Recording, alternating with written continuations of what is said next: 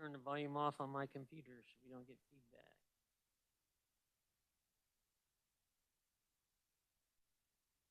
First thing we have today is we have approval of the minutes. They were emailed out yesterday.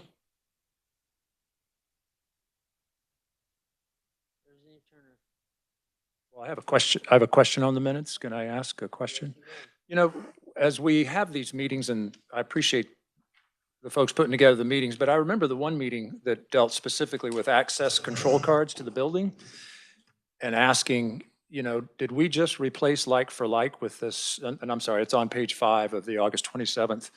You know, I talked to one of the guys that works the front security desk, and he talked about how many cards come back that people leave at restaurants at lunch, and they've got 24-hour access. You know, it just seems like this physical card system is not a very forward-looking solution to security for the building. It doesn't stop people from tailgating.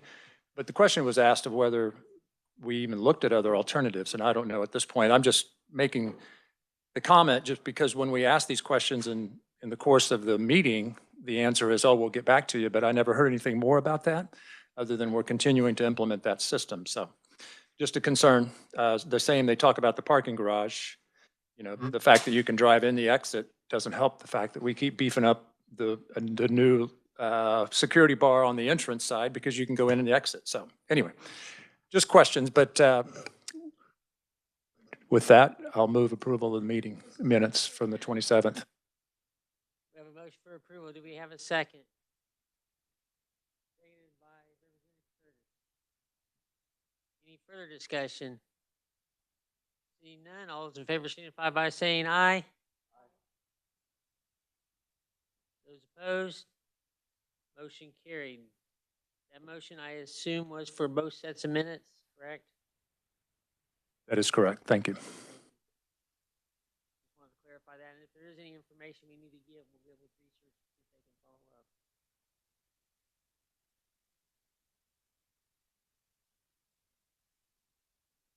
Or James. Well, we'll go ahead and get started. First up, we have Jeff Maxson, Branch IT staff update. Good morning, Mr. Chairman, members of the committee. I am Jeff Maxson. I'm the Chief Information Technology Officer for Executive Branch. I just have a few updates today, knowing that we did kind of a long presentation last month, and we'll have a very long one next month as well. So a couple key things is today you'll be receiving an email about our 3-year IT strategic plan that we're required to annually put together. So we will be publishing that online today, and then we'll have printed hard copies for the next hearing in November, so we can discuss that as well. So you'll have some time to take a look at that, and we'll be available for questions. Or if you have any other questions as you review that, please let us know, and we can make sure either appropriate agencies are here or that we can answer those questions as well. So along with that, we are also including 3-year IT plans with legislative and judicial branch as well. So they submitted plans themselves, and so those will be included with that as well. So more to come on that as we continue to build that collaboration, that process moving forward. On kind of the staffing update, I have unfortunate news. Our Chief Information Technology Architect has left Executive Branch and has taken position as the Judicial Chief Information Technology Officer. So a loss for us, but definitely a plus for Judicial Branch and a plus for the state as a whole. So Alex will do good things. So bringing them along, moving them forward, continued increased collaboration we see in the future between executive and judicial branch and legislative moving forward. So this will continue to help facilitate that. Unfortunate for us, but good for the state and a good move for Alex as well. So sad to see him leave, but excited to see where that'll take him with that. So we'll be posting that position here in the near future to backfill Alex. And so they'll have some tall shoes to fill, but as we continue, we're going to continue to make sure we're engaged in all of the activities he had started and make sure we're working those through. In addition, we're in the final processes of hiring a chief data officer. So again, something that has been a need for the state is assessing our data and how we're using it to better protect privacy, leverage the data, be able to provide more services to citizens, cross-agency utilization of data, things like that. So we're going to be hiring chief data officer to help build a data strategy that can be presented and shared as well. So a lot of progress in that space. So we're looking forward to this next coming calendar year with these new changes coming in place and continue to advance state IT. But with that, I will stand for any questions. Committee questions, Representative Hoffman. Thank you, Mr. Chairman. Jeff, thank you for being here. What can you tell us about the hiring for your cybersecurity? Yep. So we are, the furniture should be delivered here shortly for the Security Operations Center, and we have gotten the scheduling lined out for the Security Operations Center. So once our HR person is out at a conference this week, but our goal is when she gets back to start that hiring process for the Security Operations Center. So we should hopefully have people in chairs before the end of the calendar year getting going. Luckily, we have our normal day shift Security Operations Center. They'll be able to start training people right as they come in, get them going, and then we'll start spreading out across the shifts to make sure we have the 24/7 coverage. Okay, great. Thank you. Committee, further questions? Senator Pittman. Thank you, Mr. Chair. Thank you, Mr. Maxon. Could you just talk briefly about the master data management position that I've heard that we're hiring for, Mhm. and maybe the impact that can have for the state in terms of why we're doing that? Yep. So appreciate the question, Senator Pittman. So the chief data officer is really to help build us a data strategy, make sure we have plans on how we're going to take care of the data over not only just its immediate use, but long term. So we have not had a concerted effort across multiple agencies across the executive branch to manage, maintain, and use the data we have. So there are a lot of examples where one agency may be collecting data that could be beneficial for another agency, so that other agency doesn't have to go out and collect that data as well. So we start creating multiple copies of data, which is a security concern and a privacy concern. If we can leverage somebody collecting it once and identify where its other appropriate uses are within statutory constraints, we, one, better protect data, we increase efficiencies, we can better manage the data and get a better handle on the data across the executive branch. So there's a lot of variables and a lot of relationship building that this person will have to do within the agencies to understand their landscapes and then coordinate between all the agencies. We have not done that from a data level. Just one question on that. Would you say that we'll be more, if we do end up centralizing more of our functions and looking across application platforms, we would hopefully understand where the same data exists so that we might be able to start leveraging our application space into more efficient ways that way? Is that what we're kind of doing as well as a strategy? Yes, sir. That would lead to a lot of that. From application centralization, I want to be very careful around that term in terms of we wouldn't necessarily build one application that multiple agencies are using. They will still have their independent applications, but being able to share data between systems or being able to look up data against another system that an agency may have is going to increase the efficiencies instead of doing like bulk data transfers over to another agency where, again, we start creating multiple sets of the same data, becomes a security concern and privacy concern. So first is going to be mapping out where those areas may be, and if there are systems that are like, we can kind of go towards the platform as a service model where there's a similar platform that is doing multiple functions. So a good example would be like a Salesforce platform where multiple agencies may be doing it for different customer relationship management functions, but they are distinct within each agency. Any further questions? Seeing none. Thank you, All right. Jim. Thanks, sir.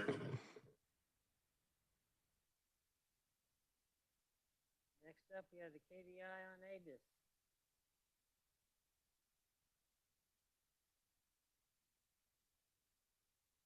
Welcome to the committee.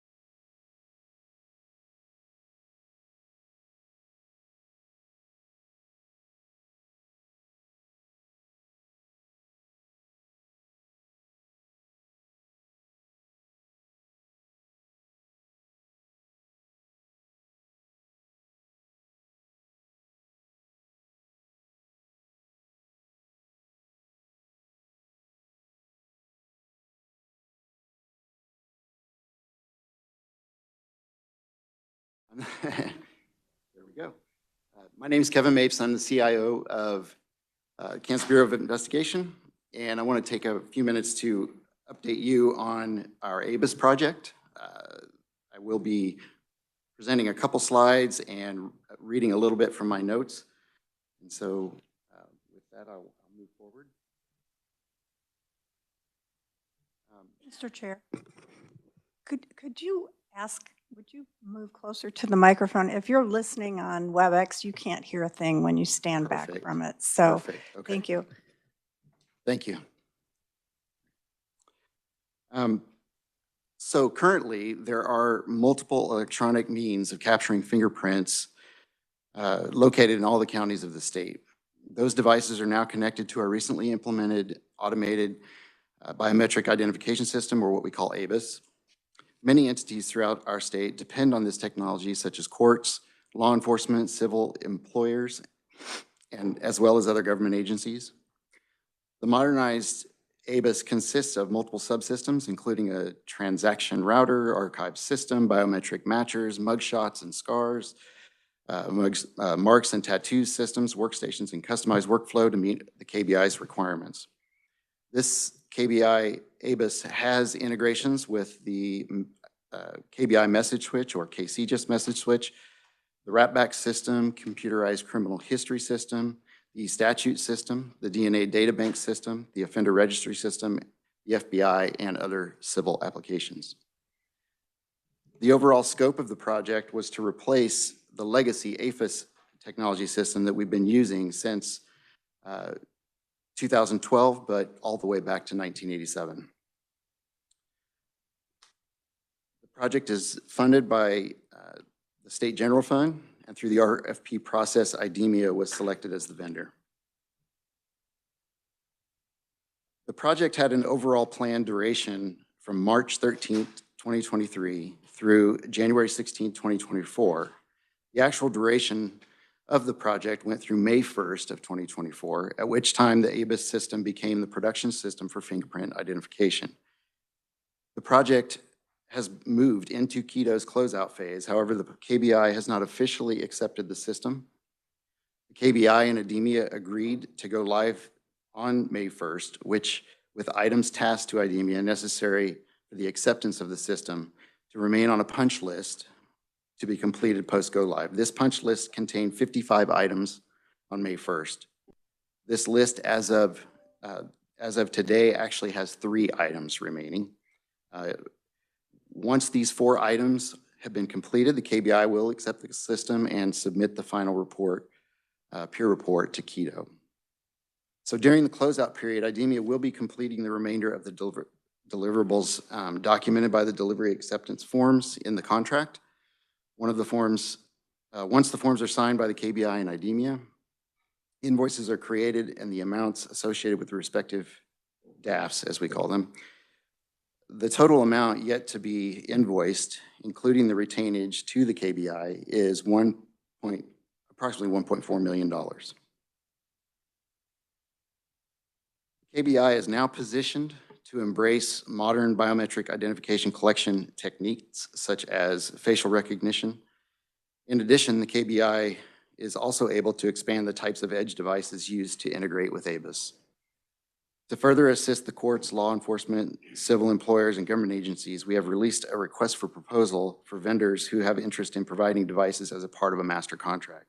This will provide our partners throughout the state with a method to procure a variety of edge devices that meet the integration specifications for the ABIS system while maintaining consistent pricing for our constituents. Additional projects IDEMIA is contractually committed to provide are customized management reports, facial recognition, FBI NGI rackback, new live scan interfaces, and new inter-ABIS exchanges of information between the Kansas ABIS and other systems in surrounding and neighboring states.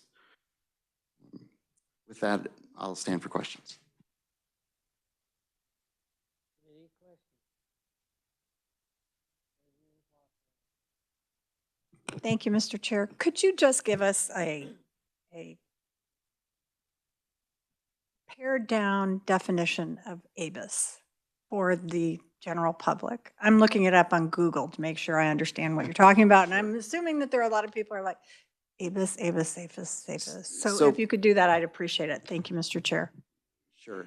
So a generalized way to explain ABIS would be that it's the automated biometric identification system. And what that does is when a fingerprint scan is done in a law enforcement agency or as a part of a background check for employment, those fingerprints then go into this system and become kind of a repository, if you will, of all the information around that fingerprint.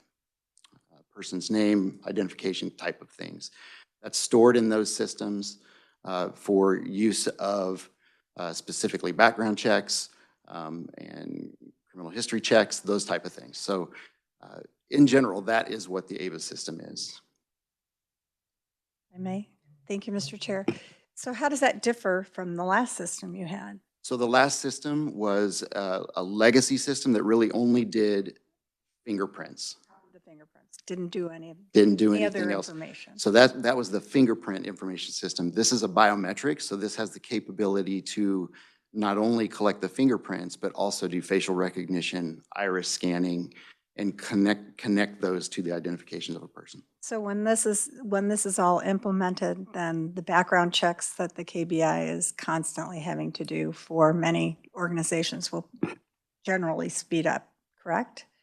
Speed up and be enhanced, yeah. Good. Thank you. Thank you, Mr. Chair. Senator Tyson. Thank you, Mr. Chairman. Thank you for the overview. I've asked in the committee before, and this is more for the revisers, what legislation or statutes do we have in place that allow data sharing between departments and agencies? Thank you, Mr. Chairman.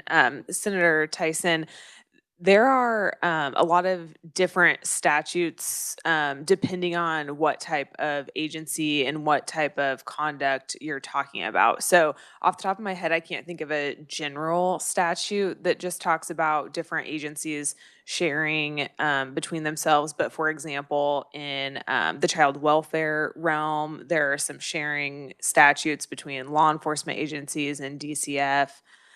In the court system. So it kind of just depends on what specific type of subject matter you're talking about. Thank you, Natalie. And that does demonstrate the issue that I have is I think that there may be some departments and agencies that aren't aware that they just can't be blanket sharing data. And this system, while it may make some people feel good, you said that you're collecting on people that just apply for jobs. How long do you retain that data? So, thank you, Mr. Chairman and Senator Tyson. I'm going to ask Nicole to come up.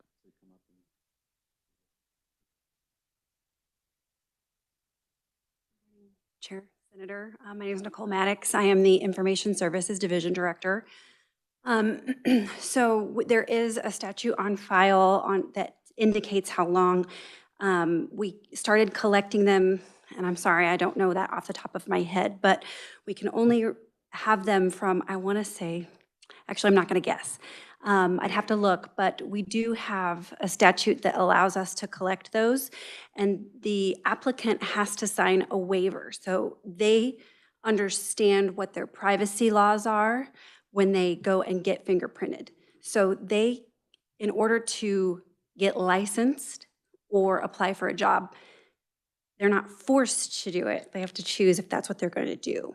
And they sign the waiver, and the waiver is given them a copy, and it also tells them how they can appeal if they find something wrong with their record. Thank you, Mr. Chairman. I think I poked the holes where I needed to. Everybody understands this is an issue. Thank you, Mr. Chairman. Any other questions for Kevin or I? I'm assuming that this definitely will interface with revenue and driver's licenses? So everything that old APHIS connected to, current ABIS does.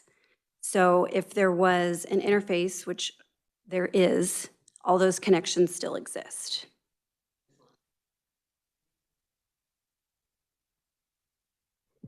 Thank you, Mr. Chair. And Mr. Mapes, I had a question for you. On your last slide, thank you for your testimony. And on your last slide, you made reference to the RFP for the Edge Device Master.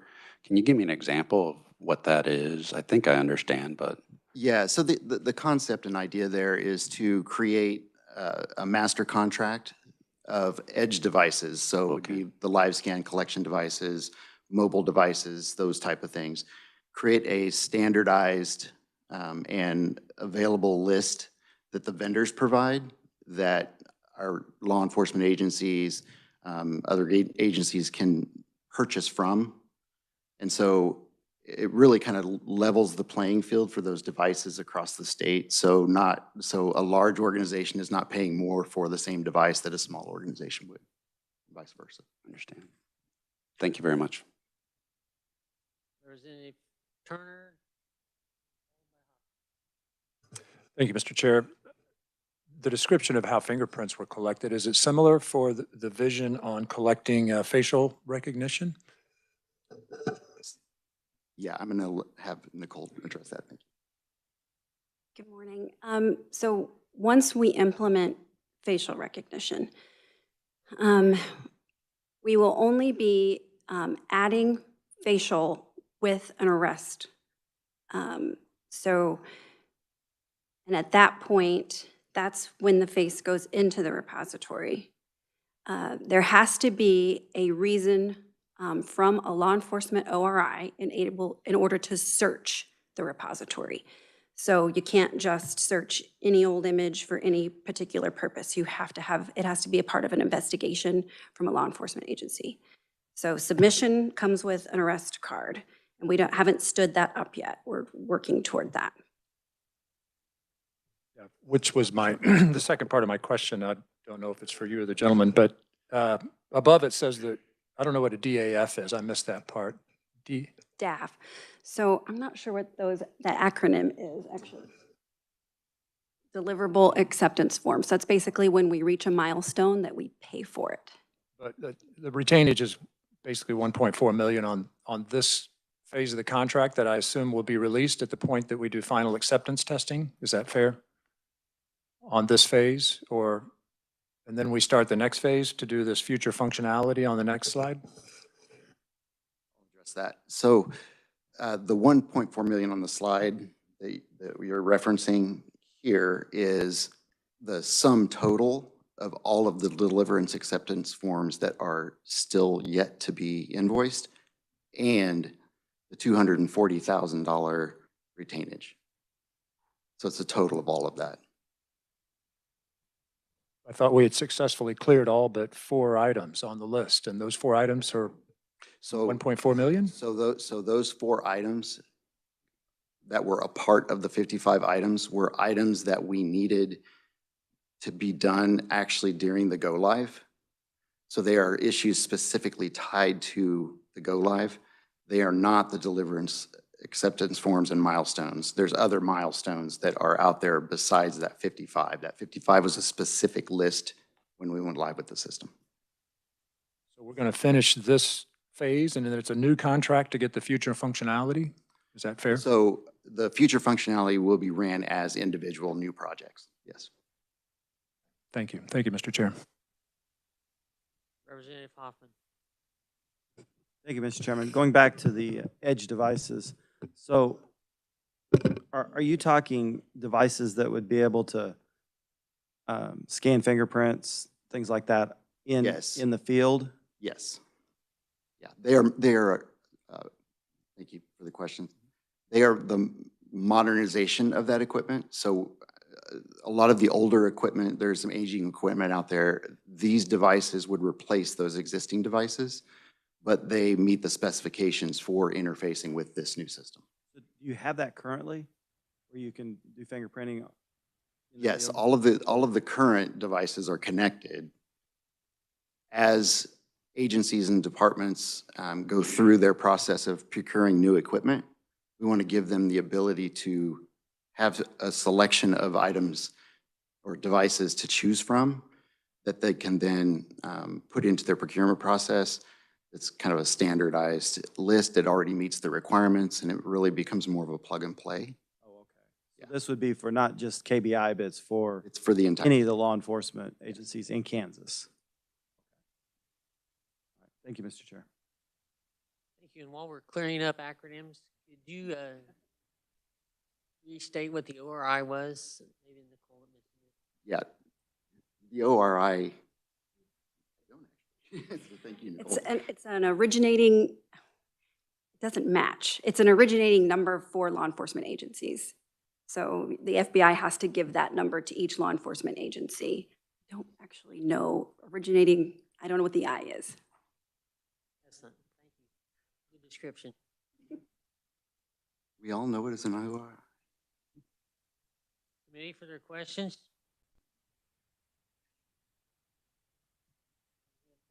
Thank you, Mr. Chairman. Not really a question, but I think that certainly the senator hit on something that we, as a legislature, and we need to be conscious of just striking that balance of, I'm just concerned about the amount of data we are collecting on our citizens, and we just definitely need to make sure that there's a balance. And I know that we have a request in that staff is working on just to take a deeper look on how long we are retaining data and what is our policies or our statutes around that. So thank you for the chance to comment.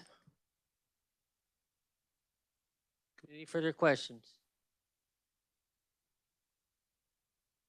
Seeing none, thank you. Thank you, Mr. Chairman.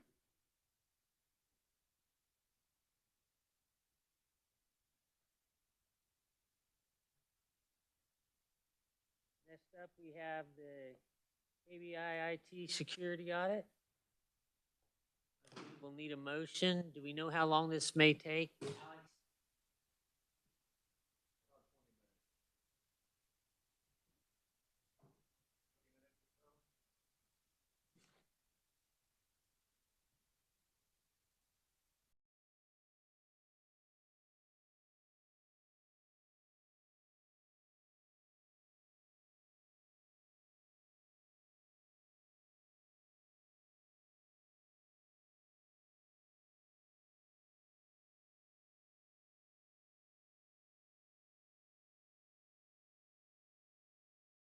Representative Hoffman. Thank you, Mr. Chairman. I move that the open meeting of the Joint Committee on Information Technology be recessed for a closed executive meeting pursuant to KSA 75-4319A to discuss subjects relating to cybersecurity in the executive branch with Alex Gard, Principal IT Auditor, Legislative Division of Post Audit, Tony Mativi, Director of the Kansas Bureau of Investigation, and Kevin Mapes, Chief Information Officer of the Kansas Bureau of Investigation. Pursuant to KSA 75-4319B12C, because of the discussion of such subjects in an open meeting would jeopardize such security measures, that the committee resume the open meeting in room 582 north of the State House at 10:20, that the discussion during the closed or executive meeting shall be limited to those subjects stated in this motion, and to record this motion if adopted as part of the permanent record of the committee. Before I request a second, was Nicole supposed to be on that list, Mr. Mativi?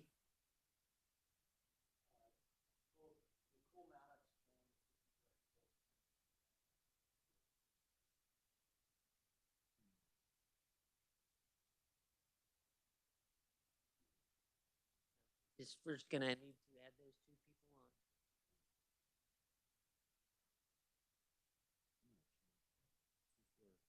on. We're gonna change the time a little too.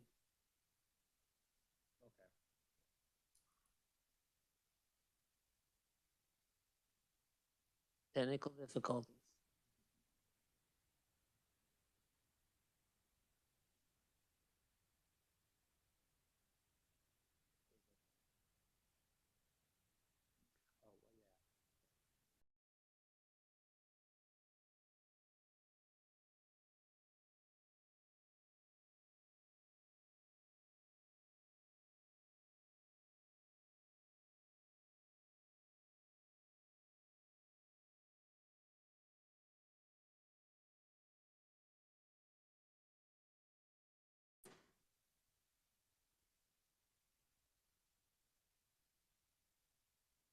Committee when we get it finished. Representative Hoffman.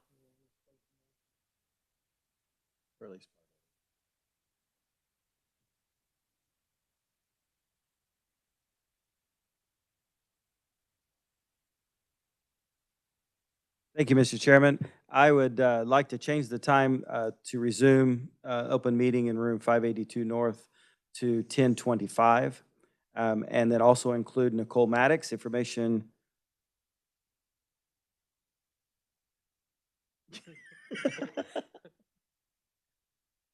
Services Director for the KBI, and then William Smith, Assistant Director, KBI. Add them to the list of people allowed in. Do we have a second? Seconded by Senator Pittman. All those in favor signify by saying aye. Those opposed, motion carried. Let's clear the room.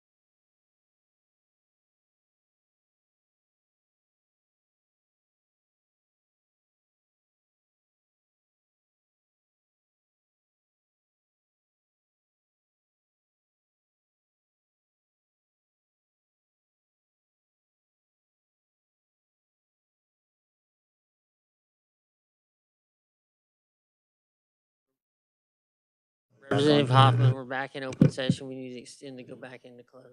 I need to say this all again.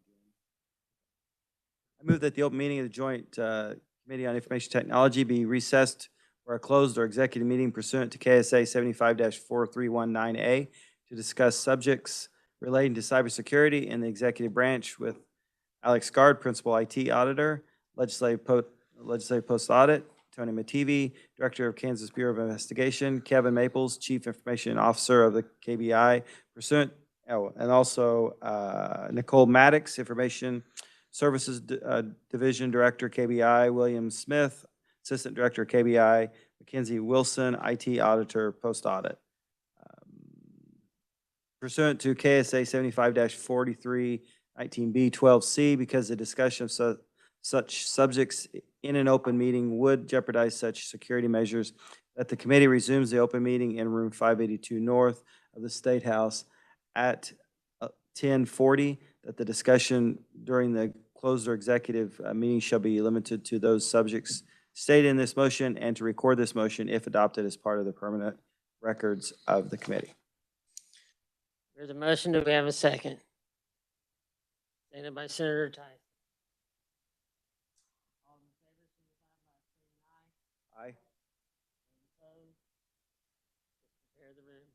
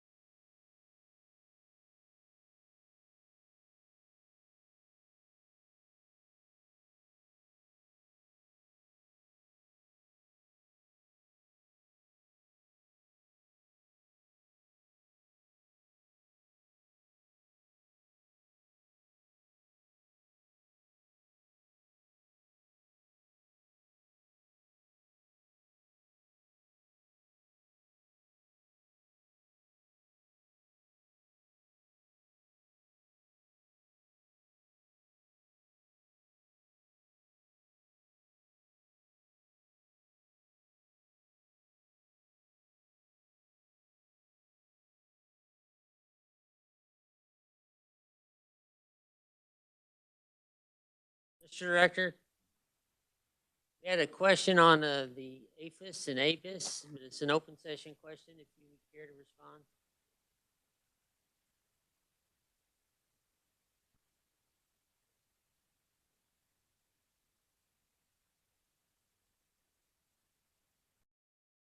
Automated fingerprint identification system where a print is taken on a card, it's submitted, we maintain the repository, and then when a crime occurs, if there is an unknown print identified, that gets submitted and compared against the known cards or known prints that are in the system. ABIS updates the APHIS system both by augmenting the fingerprint part of the system, right? So we have more collection points, we have wider access, we have better matching capability for those fingerprints, digital collection, things like that. But then it adds additional biometric identifiers as well, like retinal scans, which we're not using yet. We don't really have that in use, but we have the capability because we know that's where we're going. And then it gives us the same features with regard to the mugshot comparison that we used to have with fingerprints. So it both augments and updates the fingerprint part of the system, and then it adds additional biometric identifiers as well. So it's a very exciting development for law enforcement because it gives us additional ways to help catch bad guys. Any further questions for open session with the director?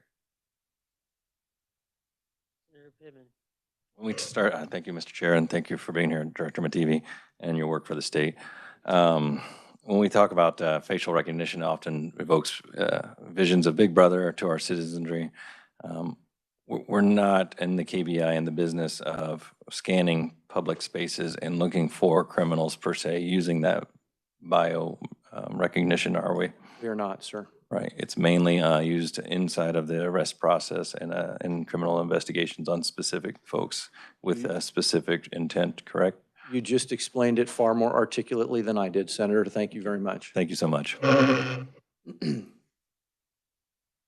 further questions for the director? Representative Turner. Thank you, Mr. Chair. I'll follow up on that. I guess my curiosity is this facial recognition stuff seems to be fairly mainstreamed now. So I understand sensitivities to it, but you know, people use it to open their phone, right? So it's stored somewhere. And I think, you know, amusement parks use it. It just seems to be fairly mainstreamed, yet it seems to be a much more sensitive topic than fingerprints. So I'm just curious for your general comments on that. Thank you. I'm going to go back to what we talked about before. There's no doubt when it comes to civil liberties, there's a sweet spot here, right? We don't want to be a Big Brother society. We don't want to be a Big Brother agency, but we do want to be able to catch as many bad guys as we can. And as technology that had been leading edge or avant-garde becomes more mainstream, we need to figure out how to use that while at the same time balancing the civil liberty concerns that we all have. Yes, sir. Thank you. Representative Hoffman.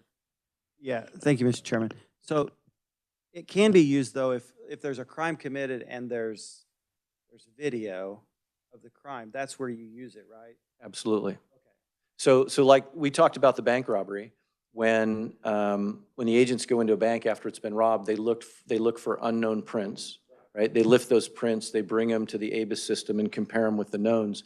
We can now do the same thing with some of the surveillance footage, right? We can get the best screen grab of the bank robber's face. We can bring it into the ABIS system and compare it with mugshots of people previously arrested and see if either the fingerprint or the mugshot or both help us identify that bank robber. And I think to piggyback on what Senator Pittman was saying, it doesn't allow, though, that video that is running 24/7 in a bank to kind of sit there and take facial recognition of everybody that's coming in and out. Right. And send it to the KBI. Right. And the thing that I would ask you to think about if you're contemplating something like that is just the amount of data. Right? One of the challenges that we have is looking for unknowns matching against knowns, and that takes a tremendous amount of data. To take running video and do active searches in that would be an amount of data and processing capability that we don't have and don't contemplate having. Yeah, and I'm not condoning to do that. Right. That wasn't But my intention. I'm trying to help relieve people's fear that that's happening. Very grateful for your help on that, sir. Thank you. Thank you, Mr. Chairman. I think we have one more. Thank you, Mr. Chairman, and I'd ask a little leeway on this. You bring up data, and that was one of my major concerns on the scrap metal dealers. We've been collecting data now for years, and I've heard that that data has not been used in any, stopping any criminal activity. It's an overload of data. Where are we at on that system? For scrap metal collection, yeah, I'm sorry, Senator, that's not anything that's on my radar, and I would have to go back and inquire about that. It's not one of those issues that we deal with on a daily basis. I'm sorry.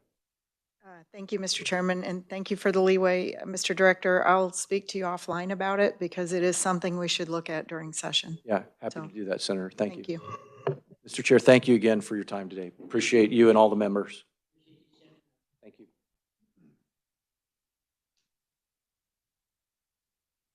We have legislative branch IT update. I'm sorry. I saw a 10:25 and a 10:55.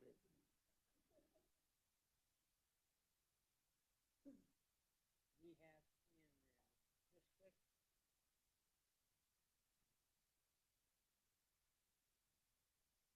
Sorry about that, Chris. No, it's fine. Thank you, Mr. Chairman.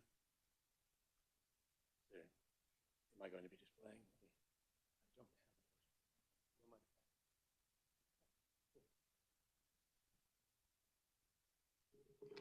We hope that this works. We'll do our best.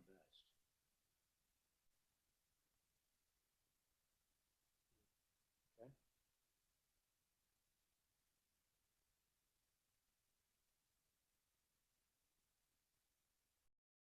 Read out and say, thank you for having us here today.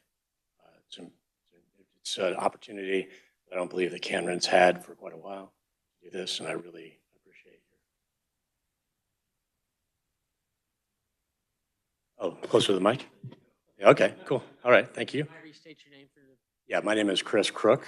I'm the Executive Director of CanRen. Carry on. Just appreciate it. I'm going to just give a basic overview of CanRen, who CanRen is, who I am, and the opportunities and services that we provide for Kansas.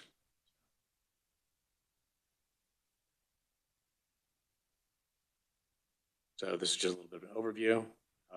You'll see in the graphic there is kind of the inception of CanRen, which was in a KU Computing News in 1992, which started to bring the internet to Kansas. So that was kind of the inception of CanRen.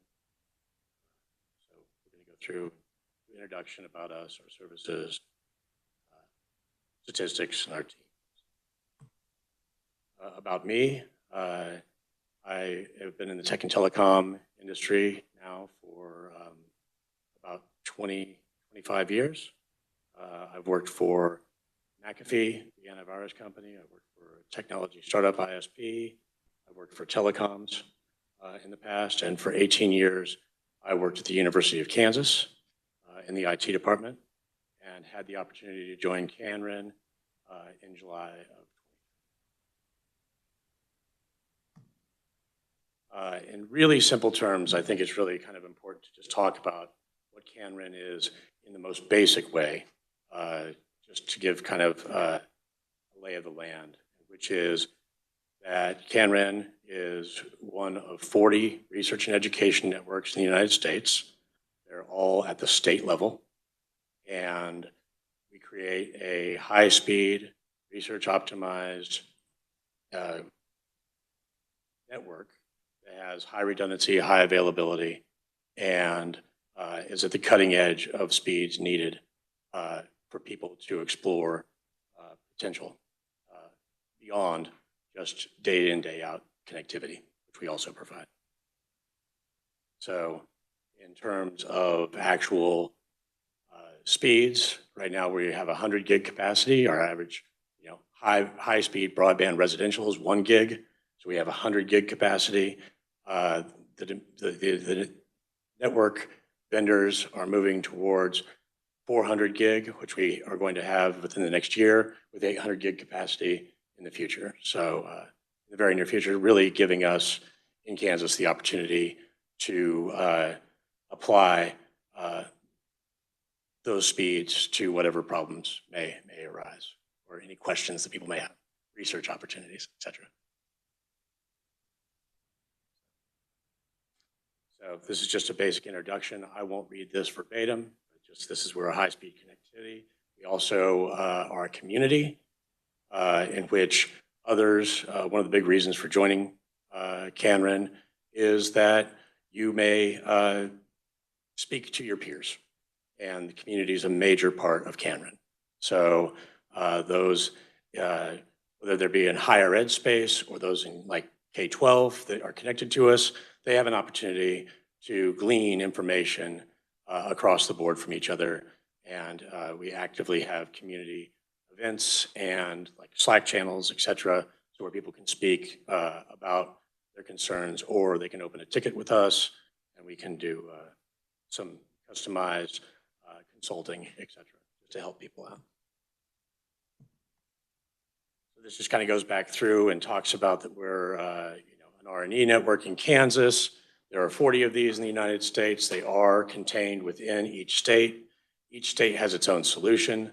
Some states, they are run by a dominant higher education institution. In other places like Texas and in Kansas, they are 501c3s, and they are run independently, which gives us kind of an advantage in some ways as far as being able to take care of certain things and to be able to be a kind of independent voice for the consortium of our users. So that's a nice thing that we have there.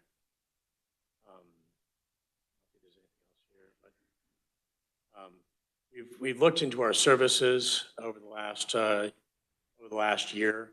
I've been here for 15 months.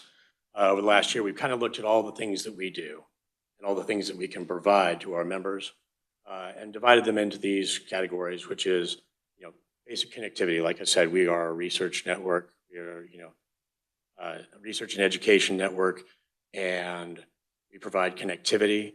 We also provide security products and security within our actual network. We do some information management, optimization, collaboration, and monitoring. So these are the kind of headers that we have for the services that we provide. And within each one of these, there are things that might be of interest, which is things that we do that not everyone else can do. And so in this case, we have connectivity to Internet 2.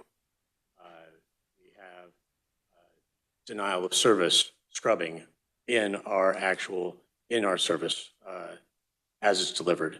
For information management, we can do things like web hosting, file storage, different potential opportunities for disaster recovery and business continuity.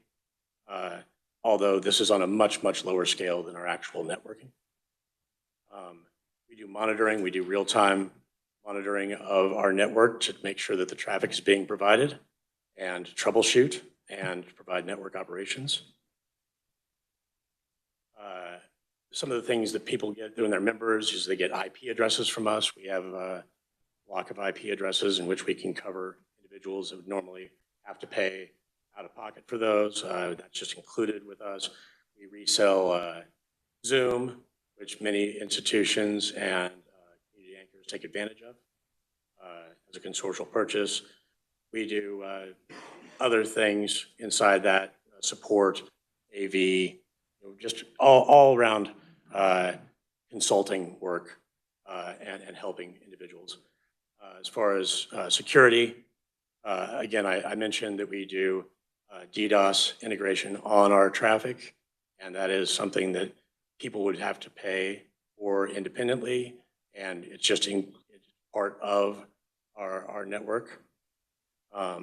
We can do vulnerability scans. We can check people's networks if we want, if they ask us to. That is part of a security protocol for them. And then just collaboration, right? This goes back to kind of our community and our ability for individuals to speak to one another and to find a sense of community in this space. Because, again, this is not an institutional decision. These are individuals that are looking for advice and are concerned about wide area networks for the majority. So these are just some notes and key topics I just wanted to touch on, which is the types of membership that we have and how people are members of us, of CanRen. Some about some opportunities that CanRen has in the state of Kansas, and some of the things that we support in the state of Kansas with our connectivity, and then just kind of talking about who we partner with and who we interact with. So we have 3 types of membership, and the largest is the backbone membership, which is all of the KBOR schools are members, and they have an overwhelming need to be able to provide high-speed connectivity to make sure that that they have what they need for their ongoing operations, and they are the ones that have the largest concern. Oftentimes, they utilize us because for what they transmit as a nonprofit, we can do that at a much lower cost, and it saves these schools considerable amounts of money. There are aggregated members, which are like K-12s, hospitals, libraries, municipalities, other community anchor institutions, and these not only utilize our network services, but we kind of work as like a fractional FTE in individuals that need our connectivity, but don't have the resources to actually do a lot of their own IT work. This happens a lot in where we provide in less populated areas. And the last one is non-connected. They use us for our community, being able to speak to us, being able to talk about engagements or just opening tickets about questions, and then our consortial purchasing programs for like Zoom, for example.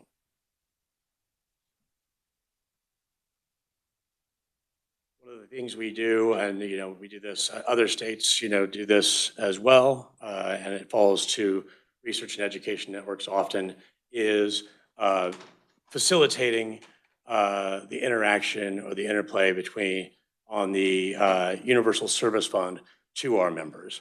So Universal Service Fund, is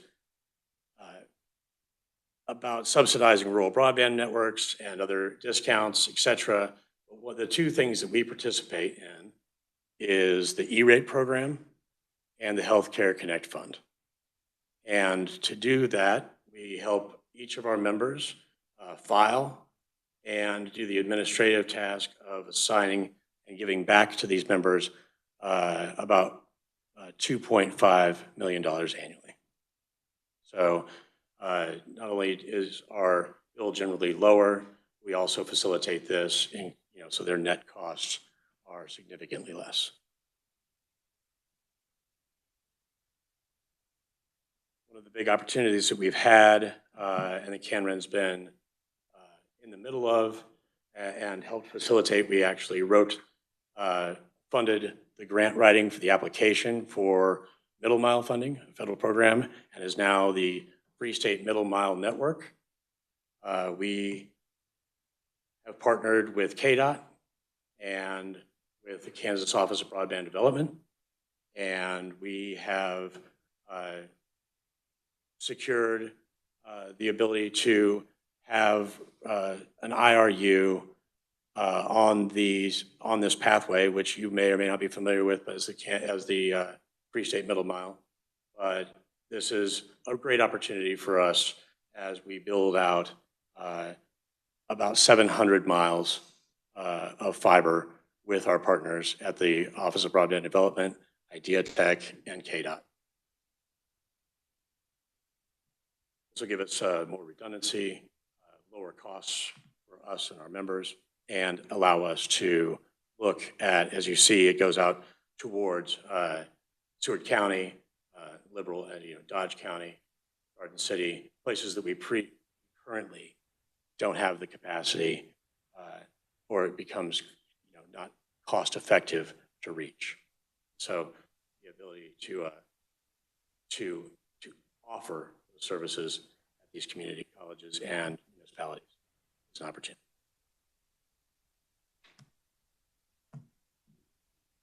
Another interesting fact is that all of our internet doesn't just leave. A lot of our traffic is actually data traffic that flows within our network. So more than half of our network is staying within Kansas or just across the border at our internet proof point of presence in Kansas City. So it's very interesting as a lot of people have large amounts of data for disaster recovery or caches within the network that they call upon a lot, and just interplay between all of the higher eds. This is just kind of something that I always thought before I got here, that we were mostly a conduit to the web, mostly a conduit to other things. And while that is true, a lot of it is interstate. There's some examples of some research and that CanRen supports, and that we're proud to support the National Institute for Aviation Research at Wichita State, along with NCAT, the National Center for Aviation Training, as well as activities at KSU Solano Aerospace and Training Campus, Aerospace and Technology Campus, pardon me. And then as far as other education, such as workforce training, we provide connectivity with KLETC, with Barton County, with Scott City, and Pittsburgh State, all which have vocational certification and workforce training. So we're not just a research-based network.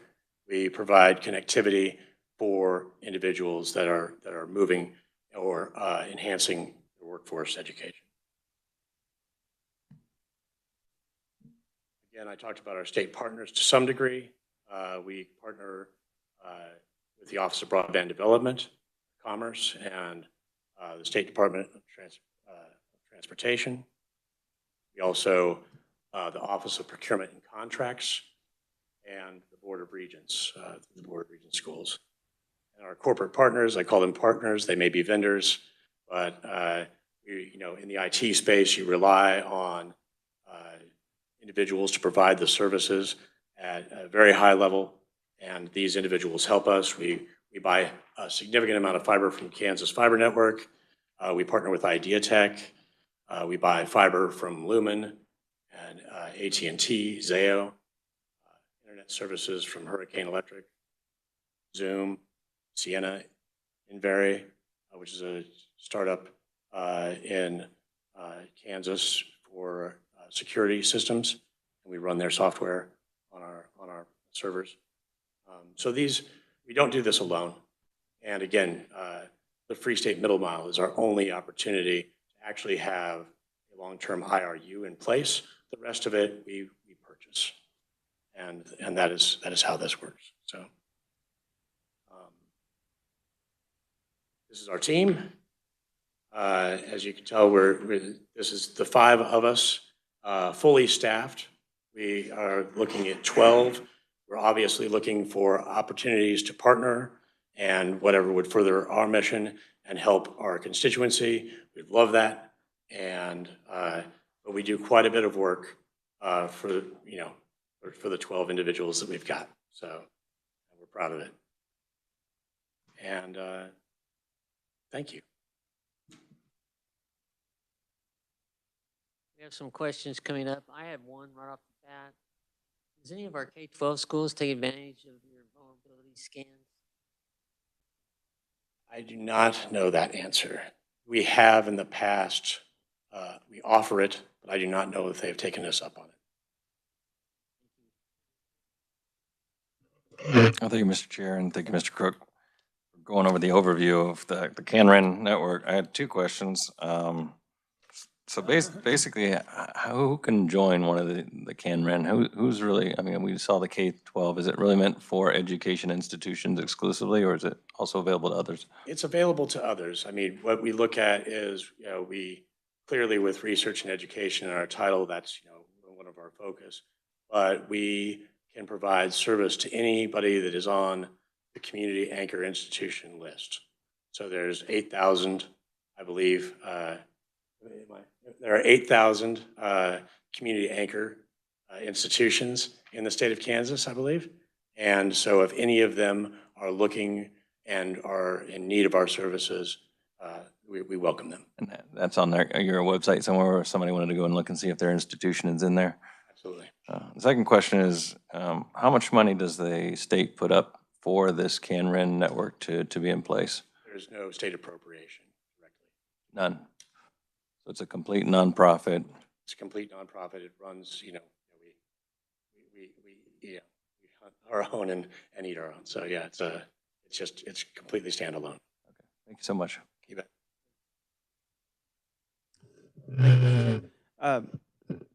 So going to the nonprofit part, was CanRen, I'm a little bit familiar with it, Sure. but was it started by a legislative action, or how did it come about in '92? It was not a legislative action. It was spurred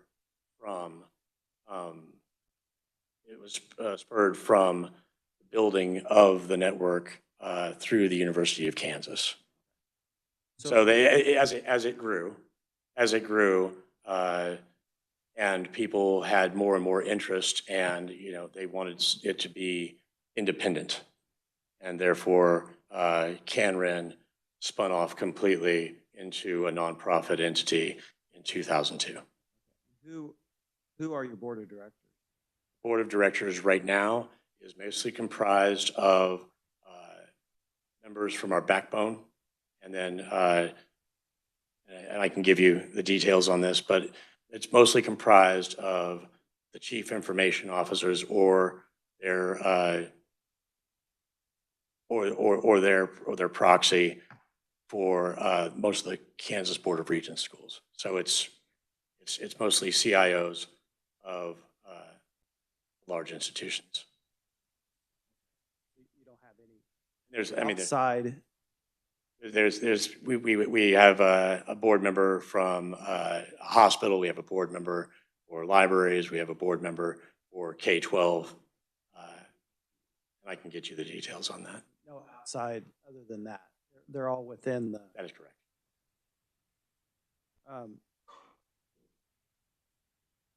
And so I guess my question is, when CanRen was started, for sure the internet was in infancy and all that. As it's built out now, there's other companies now that provide. So I can understand CanRen for our big universities. I'm a little not understanding where it comes in with our community colleges or schools when there's usually providers there already. Certainly, and as you can tell, that we don't have as many community colleges. It's not a value proposition for everyone. It certainly isn't. I mean, in many cases, I would advise community colleges to speak to their local ISP. If our community and the ability for that kind of, like, again, that fractional FTE and is a value to them, as well as connecting to Internet 2 and being a part of, we're part of a regional called Great Plains Network, which is again a research advocacy group. If that is not important, then CanRen is not the play. So you don't get state funding, but basically your funding comes through the state universities. We're not an appropriation. We are a vendor in. So how much is that? From all of our, I don't have that directly in my mind, but our revenue that is driven to us is about $6 million a year. And that's including everything. That's including our Zoom licensing, other things, not just connectivity. I don't have the connectivity number expressly for you. 6 million is your budget? Yes. All right. I'd be interested if you could maybe get us a little bit more breakdown of your budget and also your board of directors. I'd be happy to provide that. Yeah, absolutely. If you could provide that to James or Natalie, they can distribute it to the committee. Absolutely. President Haskin. Thank you, Mr. Chair, and thank you for your testimony. Just a clarification, are you a public or private nonprofit? We are a private nonprofit. Private nonprofit. And you state that you get $2.5 million from the Universal Service Fund, which is a federal fund that taxes or receives fees from broadband communication companies. And that's about $8 billion is what they award every year. So it's a small portion, but that's half of your $6 million budget. That is not, because it doesn't actually go to us. We are facilitating and administering that for. Okay. Okay. So that $2.5 million is distributed back to our members. Back to your members, great. So I don't include that in our revenue. Okay, and can private universities, institutions, schools, can they be members? Yes, they can. Okay, great. And then I noticed on your website that you posted a letter in August about that the 5th District Court struck down saying that the USF violates the Constitution, and that you state that this is worrisome. Can you give us the status of that? Because it's where it is now. Where it is now, because it So seems right like. now, yeah, so it got asked, so at that point, FCC was asked to go back and kind of do some research. Mhm. And right now, I believe there is a space where just in the last week, somebody was trying to pass that the court readdress this and find out whether or not it's constitutionality. It says that the FCC is considering even taking it to the Supreme Court, the U.S. Supreme Court. What's the contingency plan? Last question, Mr. Chair. What's the contingency plan if you lose that $2.5 million? Are you going to come to the state? Are you going to increase membership fees? What's the contingency plan? I don't.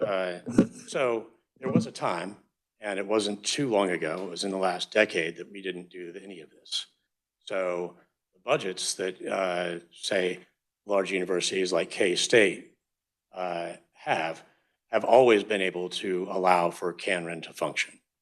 Facilitating this and us doing the administration on these dollars is a service we provide to our membership. It is not guaranteed, and we do it only to facilitate it. They are the ones that actually sign up for it. They're the ones that certify it, and they're the ones that actually, in the end, get it. We just do the administration on it. And Mr. Chair, sorry, last question, I promise. Sorry, Mr. Chair. I feel like I'm a senator right now. So, boom. The last question on this is, so in your letter, it states it will have an impact on the two services that you mainly provide. Is that like foreshadowing, like, hey, be prepared? Yeah, So we're going to have to find the money someplace else? Well, I think it's for its intended audience, which is, our membership, which is saying there is no action to be taken at this point. We're a long ways away. Just keep in mind that, and, without being wildly blunt about it, saying, if you can recall, we didn't used to do this. Now you have to keep in mind and make sure that there are contingencies for this. So it's just me trying to be, it was an activity that was, of concern because, again, this is, people choose us, right? We are not mandated by the state. People choose to be a member of CanRen.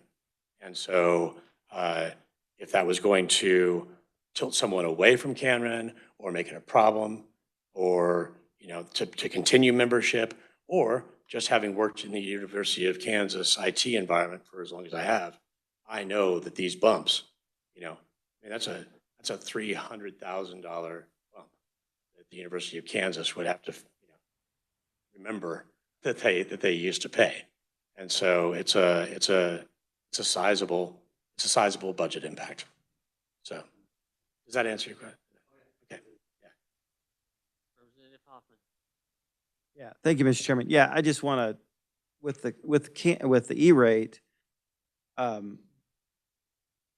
some of that money probably is not necessarily you're just providing the help to get them E-rate money, right? That's correct. So it's the E-rate money's going back to the local library or the local school. So it would actually be them that would be short if it didn't happen. It wouldn't necessarily be you. That's correct. Okay, that's what I was wanting to make sure. Our operations are solid. It's the, Yeah, except for the K-State, KU, those that pay into they probably are impacted because they don't have to pay as much because of the E-rate. right. For example, so HCF is for, the HCF component is for higher eds that provide rural healthcare. And so that's how they sign up for that. E-rate is for K-12. And we don't have a ton of K-12. It's about a fifth of that. So it's about 5 to 1 HCF to E-rate. So does K-State, KU, and all that, they get E-rate though, don't they? They do not. They don't, okay. They get HCF for providing rural. They get healthcare. HCF, okay. Yes. So that's for like nursing programs in Salina, et cetera. All right. Thank you. You have quite a few rural hospitals that use it for telemedicine. We do not. Any further questions? Seeing none, thank you for being here. Thank you for your presentation. Thank you, Mr. Chairman. I appreciate you guys having the time.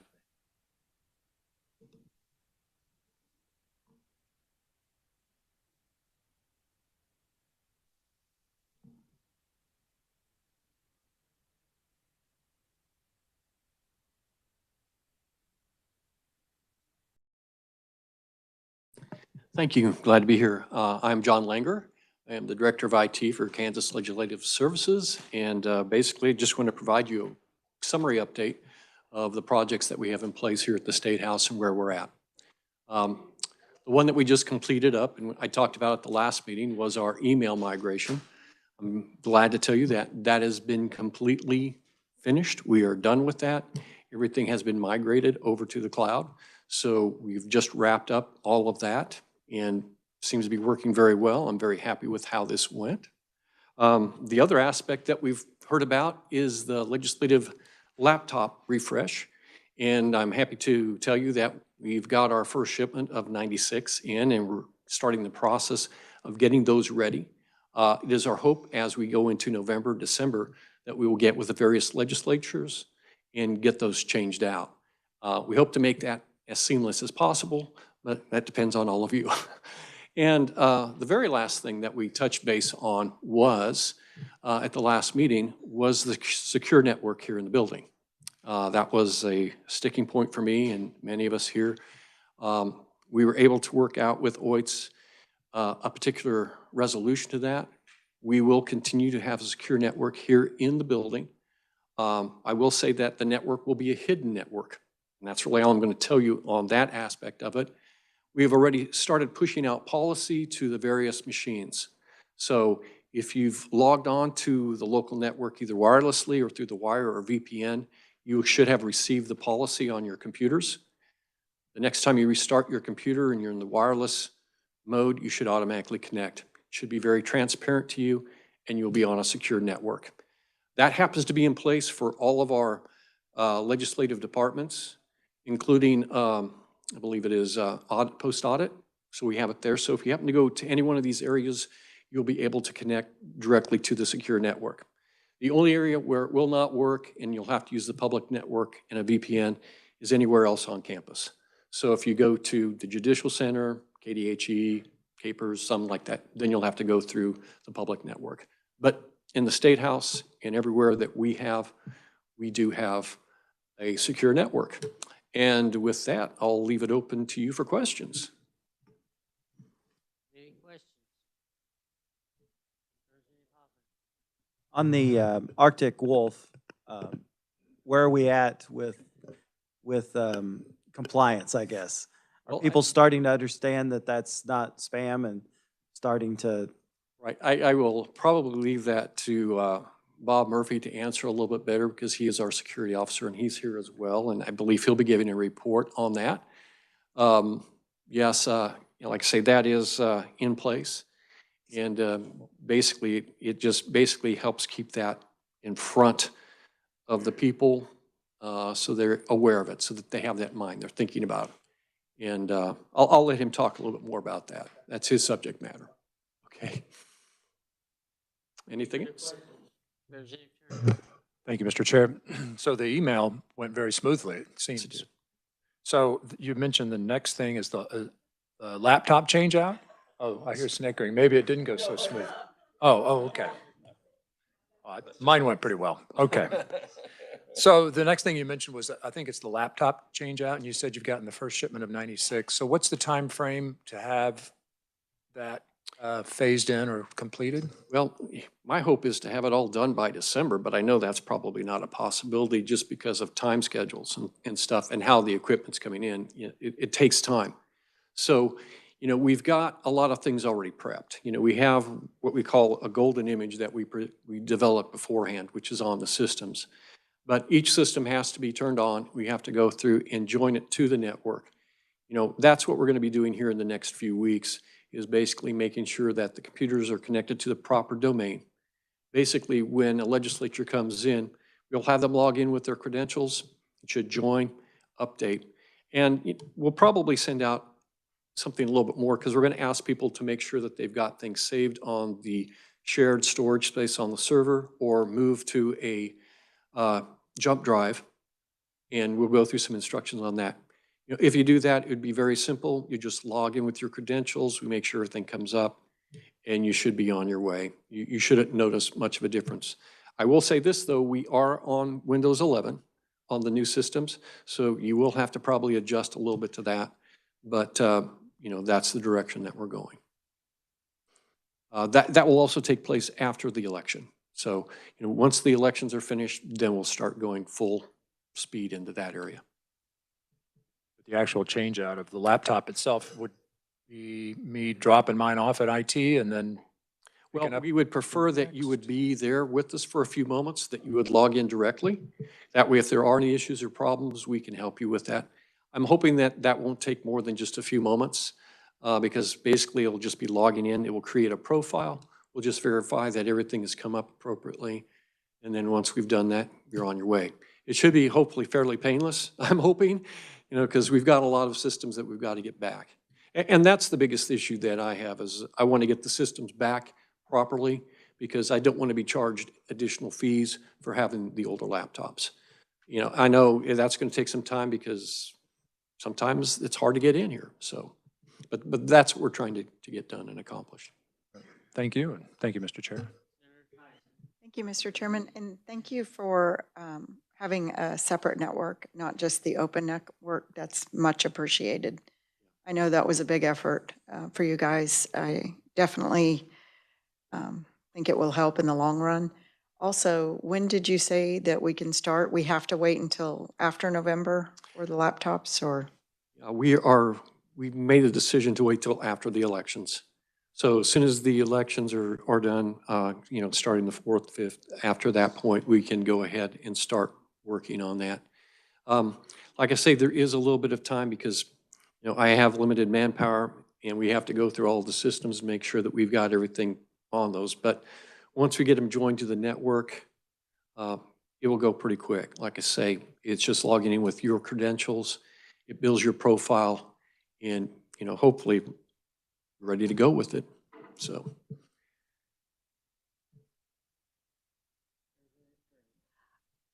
Thank you, Mr. Chairman. Is it on your radar that Monday, December 2nd, that the legislature will be in the building for leadership? Okay. Yes, it is. All right, that might be a good There's a time. lot of things I've got on my schedule that Maybe- have to get done. maybe Maybe I before could December 2nd. schedule my time. Thank you. Committee further questions?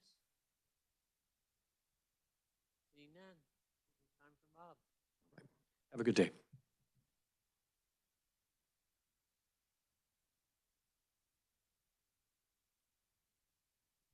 No cardigan, not cool.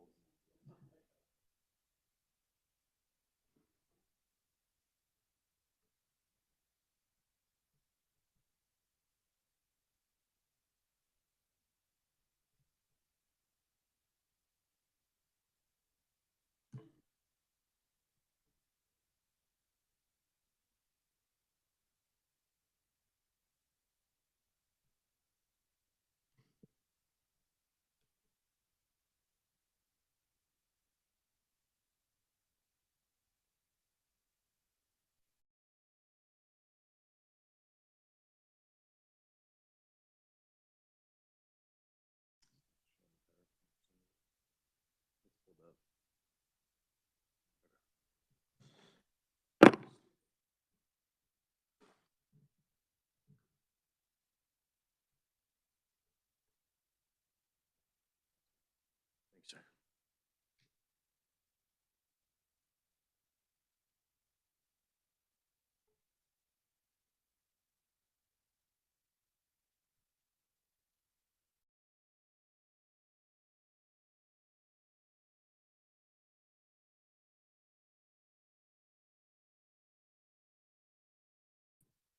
Right. Good morning, Mr. Chair, board members. Thank you for having me here again today. We're going to go over the legislative cybersecurity summary for October of 2024. Oh, I'm Bob Murphy, the security engineer for the Kansas Legislative Office of Information Services. Okay. So to start off, our CISA external vulnerability scans. CISA is the federal agency that works with the Department of Homeland Security. They do free vulnerability scans on our external facing IP addresses. Our vulnerabilities for the month increased from 12 to 14. All these changes were found to be related to environmental maintenance. So that's updating a lot of the servers and updating a lot of the backend stuff that we needed to update.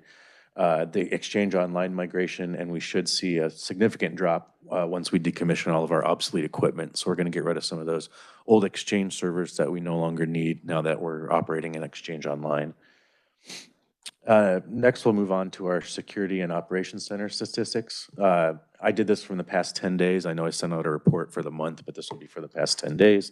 We had about 450 million events analyzed, 89 million events categorized as interesting. Again, that means that the Security Operations Center found close to 450 million events that were potentially security threats. Only 90 million of those were categorized as something that needed to be looked into. 12 of those were actually sent to a person for investigation, and out of those 12, those were all escalated to us this month. But overall, our benchmark risk score, which is how we're compared to other agencies and governments of the similar size that use the Arctic Wolf, is down 0.1%. Our unresolved risks are actually down 1.2%. So that means we're getting more risks resolved. We had 52 ticketed incidents that were investigated, remediated, and closed in the past 30 days. We have 223 healthy scanning agents deployed. Those run a scan once a week. On those scans, we found 404 new risks, and we actually mitigated 742 risks. So this is actually the first time that our mitigated risks have outweighed our risks, which means our environment is getting healthier. And that's due totally in part to the tech staff at Lois, Tanner, and Carter, and Jake, the tech staff in the departments, James, Ken, Nathan, Jacob, Karita, and then the tech staff and revisers, Chad, Jacob, and Jordan. So they've all been working really hard to get all of these vulnerabilities and things that pop up on these reports mitigated, and they've been doing a great job. And then, of course, all the directors, Director Self, Director Clark, Director Day, pushing all this stuff out for us and making it a priority for everyone, within the staff area. So it's been a really great team effort, and everybody's been doing a really great job at this. Our managed security awareness score, this is the trainings that we were asked about earlier. Our secure culture score is still strong. Our session completion percentage has actually gone down about 10%, well, 2%, excuse me. Our average quiz score has gone down 1%. Our phishing simulation click rate is still at 1%, which is great. And our remediation completion rate has gone down about 10%, meaning that once those phishing emails have been clicked, or if they have been clicked, the remedial training hasn't been completed. Just as a quick shout out, these do get scored point-wise. So KLRD is really killing it. All the top point leaders are from KLRD, Edward Penner, Nathan Gray, and Luke Drury. And then a special congratulations to Speaker Hawkins. He earned 1,115 points month to date, which means he's done, a ton of training this month. So just wanted to shout him out for doing that. I really appreciate the effort there. So one of the new, so we did activate a new feature, and so we upgraded our Microsoft licensing from G5 to G3, which means we've got a lot more security features. So we're slowly working through all those to get them activated. One of the things that we turned on is DLP, which is data loss prevention. It allows us to identify, monitor, and protect sensitive information. Essentially what this does is it does a computerized scan of all the material that flows through our Microsoft 365 tenant. So think Teams messages, emails, uploaded files, everything like that. It uses machine learning and pattern recognition to find what may be sensitive information. And we get a report. And just to give you an example of the report, there were 57 data loss prevention activities occurring since we activated it, 43 via email and 14 via file sharing and upload.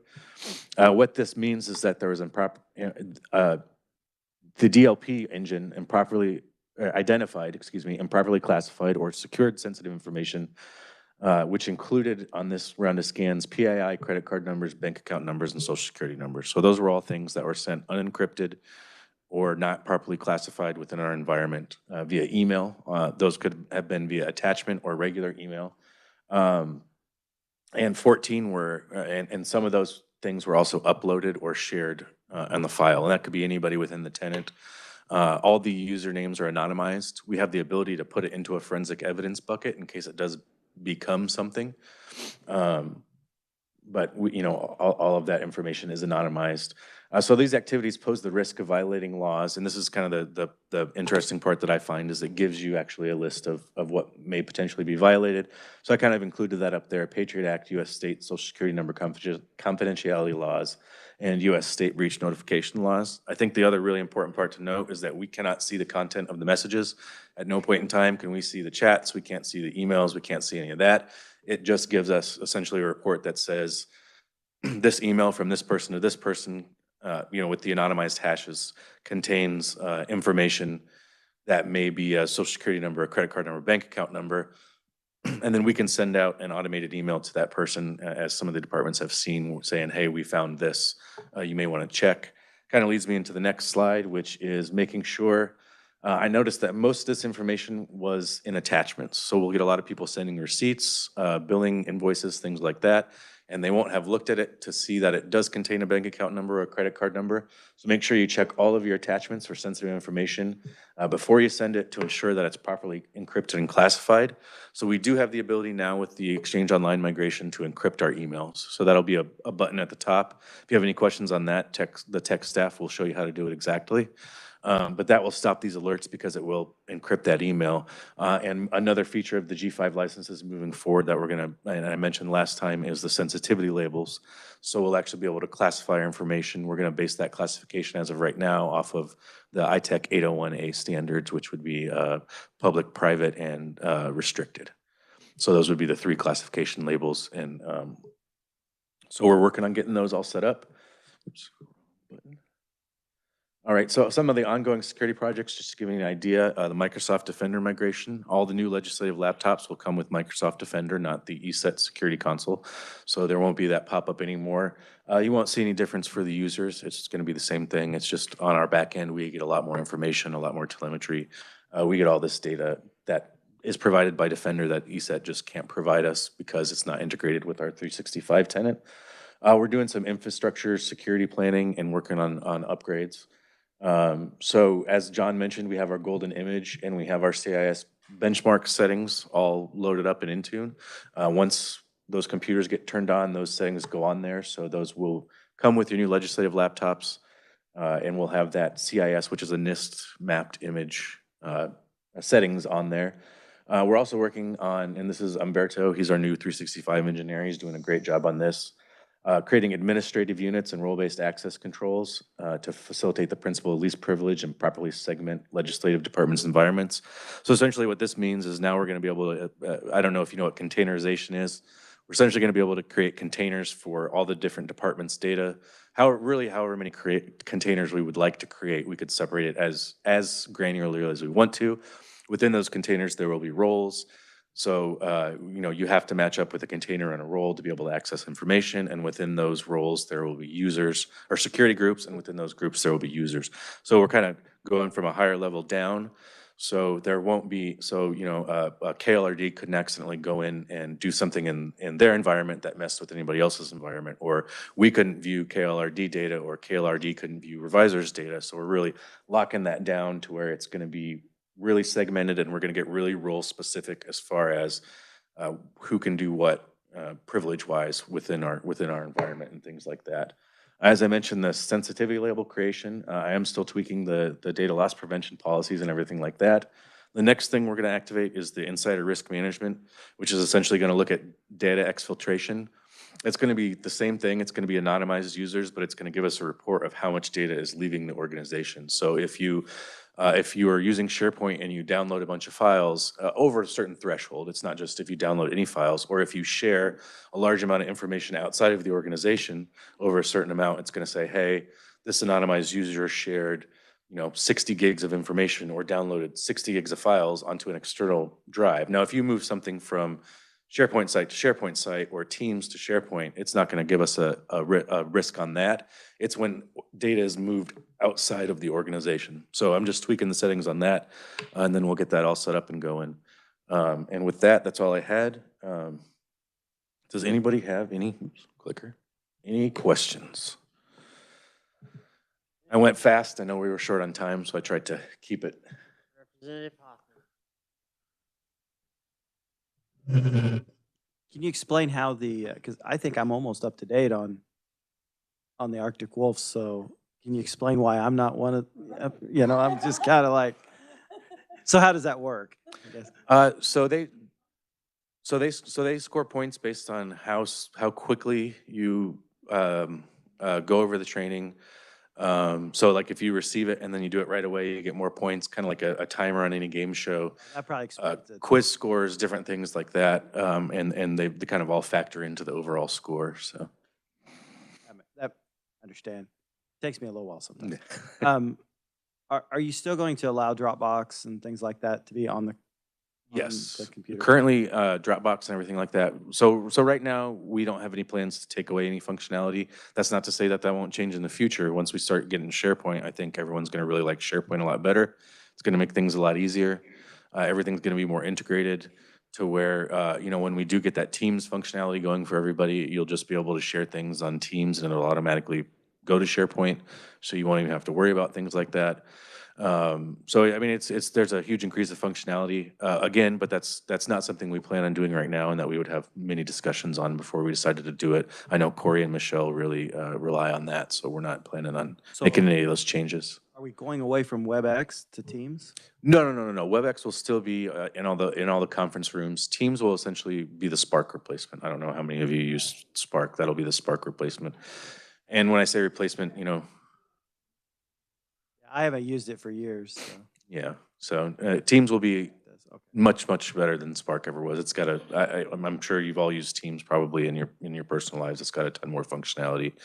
And with the G5 licensing, we can really set those security parameters per department and get that really locked down and secure for everybody as well. Thank you, Mr. Chair. Senator Tyson. Thank you, Mr. Chairman. I do have a few questions, and this one might not be for you, but when did we decide we're a Microsoft shop? Is it because there's lobbyists in the building? I mean that seriously, but that's probably not for you. The other thing is, how many false positives do you get on those checks of the security items that you were going over? Because I know that we get junk emails that will have things that look like bank accounts, look like social security numbers, but it's nothing that, it's stuff that we received. So how many false positives would come through that data?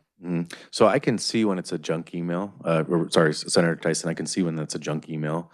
So when it does run as that, if it's not a communication between people in the department and it's something that's been sent out to, 200 people, I will, usually, again, like you said, that's usually a false positive. And as long as we haven't seen any replies from anyone as long as I don't get, 15 people replied to this email, I'm just gonna throw that in the investigated bucket because we do get sent a lot of stuff and I've seen that in there.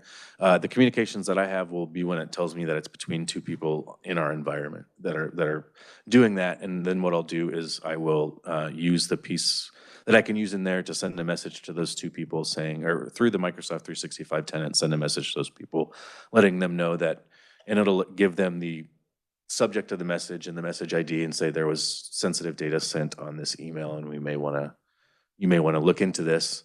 And then they can respond back and I'll get a message when they say it wasn't or it was, and then I can mark that as a false positive. So I think legislators should be aware, and people in the building, that their emails are being scanned, being looked at, the data, the content. It's not private. There are people that have availability on that information based off of what you just said. The other thing is on the false positives. I know it's all fun and games to name people, but when we start naming, we create a vulnerability. So we're telling who's not doing it and who's not passing. So it's easier to poke holes for hackers. But you know this, I know. And are you talking about the managed awareness training, Senator Tyson? Okay. It's all fun, I get it, but it also gives information. Every time we speak, we give information that can create more vulnerabilities. Yes, So, Senator. Thank you, Mr. Chairman. Any further questions? Seeing none, thank you. Thank you. Good, James? Recess to 1 o'clock.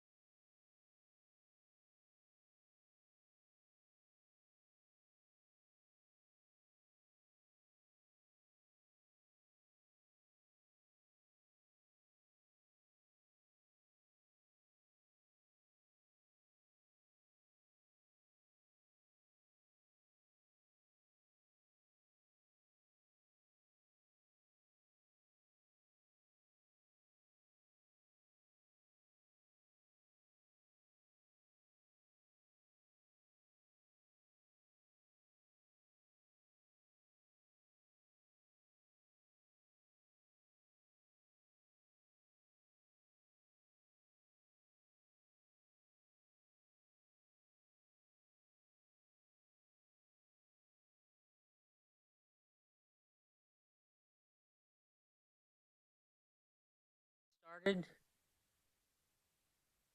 First up, we have our agency IT security presentation from Alex Card, LPA. I believe it'll be a closed session.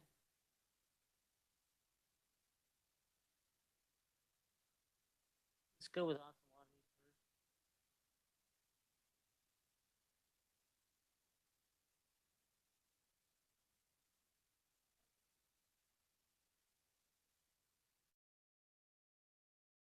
Representative Hoffman. How long do you think we need for this?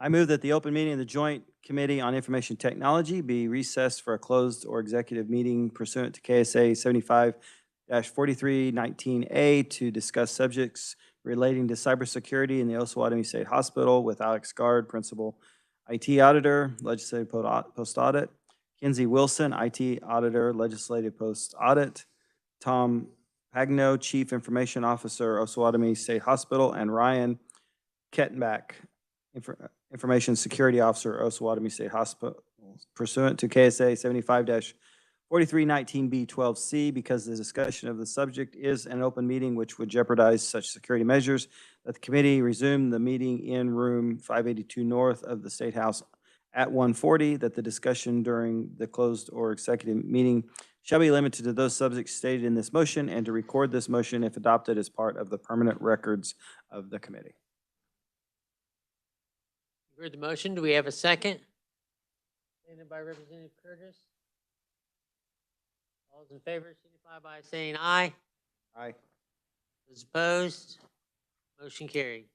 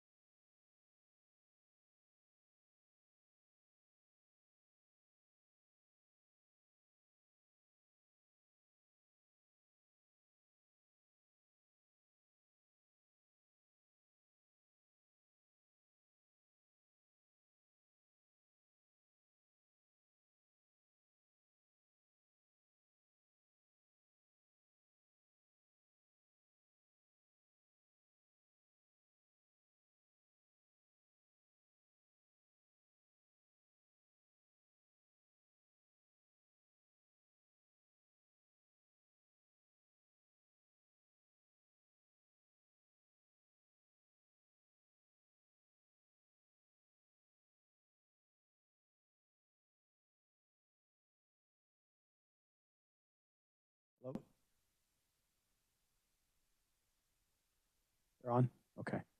I move that the open meeting of the Joint Committee on Information Technology be recessed for a closed or executive meeting pursuant to KSA 75-4319 A, to discuss subjects relating to cybersecurity in the Larned State Hospital with Alex Gard, Principal IT Auditor, Legislative Post Audit, and Kinsey Wilson, IT Auditor, Legislative Post Audit. Tom Pagno, Chief Information Officer, Larned State Hospital, and Ryan Kernbach, Information Security Officer, Larned State Hospital, pursuant to KSA 75-4319B12C, because the discussion of such subjects in an open meeting would jeopardize and such security measures, that the committee resume the open meeting in room 582 north of the State House at 210, that the discussion during the closed or executive meeting shall be limited to those subjects and stated in this motion, and to record this motion if adopted as part of the permanent record of the committee. You've heard the motion. Do we have a second? Seconded by Representative Haskins. All those in favor signify by saying aye. Those opposed, motion carried. Please prepare the room.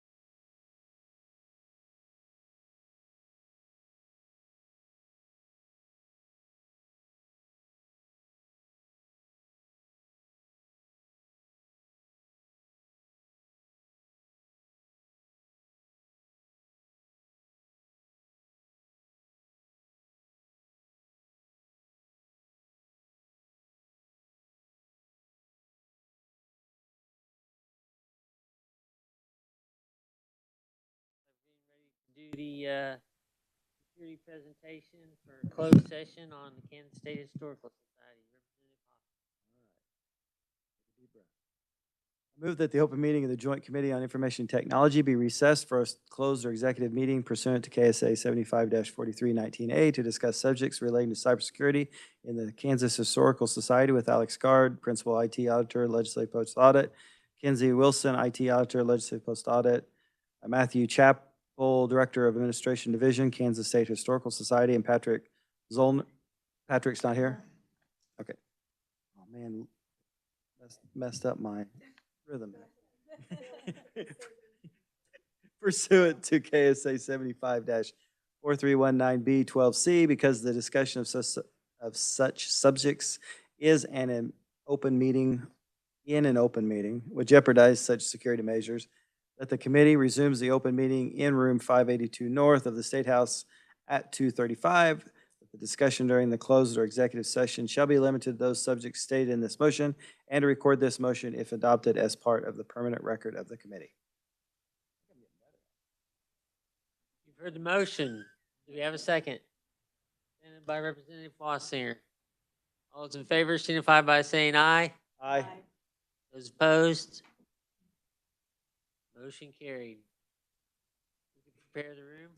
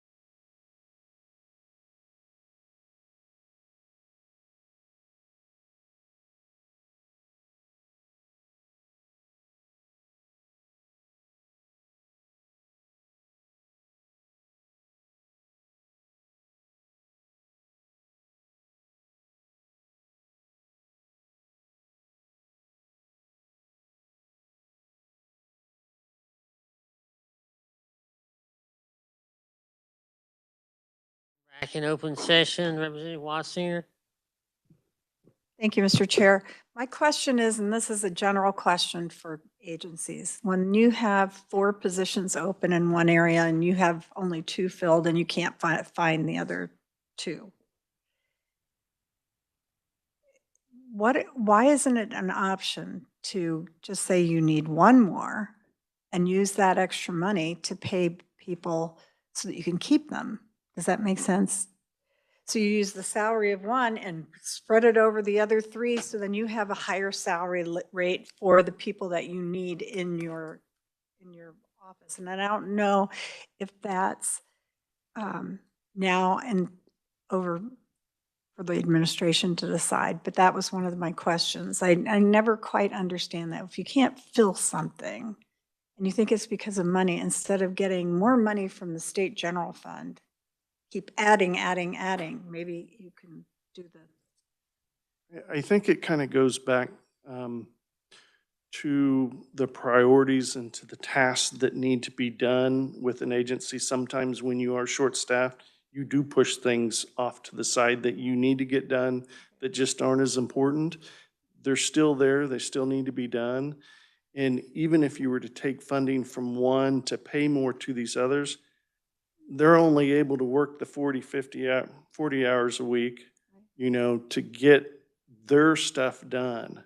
And so I understand what you're saying in utilizing that. And I think that in some instances, there's a potential to be able to do that, more so if you can hold on to that hiring process when you hire. I know now we do have 3 IT people in our IT unit. We had 4th one that we're trying to hire. We're having to put it back out. It's a application developer position. We had someone came in, we thought they were going to take it, they didn't. So now we're heading back out to repost that. And so I can see with holding positions open, you can use some of that money and you can kind of play that. But you also, and how I see it, as you've got to have the financial piece there too for all of those positions when they are full-time for the whole entire year or 2 years. You don't know that they're going to leave in 2 years or 1 year or half a year or whatever. Does that? No, that makes sense. If I may, Mr. Chair, I see it on a regular basis where agencies can't fill 2, 3 positions and have left it open for couple years. You've already figured out how to do it with less. So perhaps you can eliminate some of those FTEs that you can't fill anyway and give more to the others and see if you have the ability to keep them longer. That's really my point. And I've seen this in all areas of government, municipal, county, and state. So that was really my question. Thank you. Thank you, Mr. Chair. Thank you, Mr. Chairman. And I think I can answer that a little bit for him. It depends on if they're classified or unclassified. And so if they're classified, then that structure is pretty well set. So that brings me to the question, are you moving to more unclassified for those positions to give you more leeway? We have had some that are unclassified. And I know in the app developer, we've had that position in an unclassified where we have hired a little bit more. When there are 2 similar, we also have technical support consultants that then we try to keep the same 2. Those are classified. One, I believe, is unclassified that gave us a little bit more flexibility. So I do see, and we do see that flexibility in that. But our agency years ago did not transition a lot of the positions to unclassified.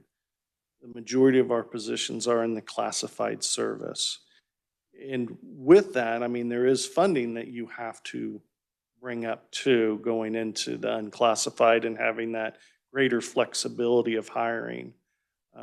We have struggled in our app development for a few years position, for a few years.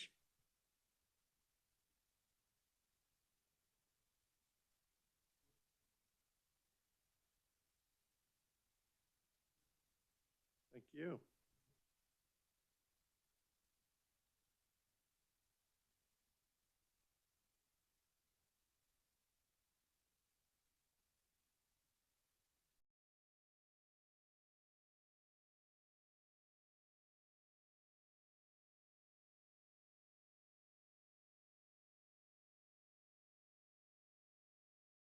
All right, here we go.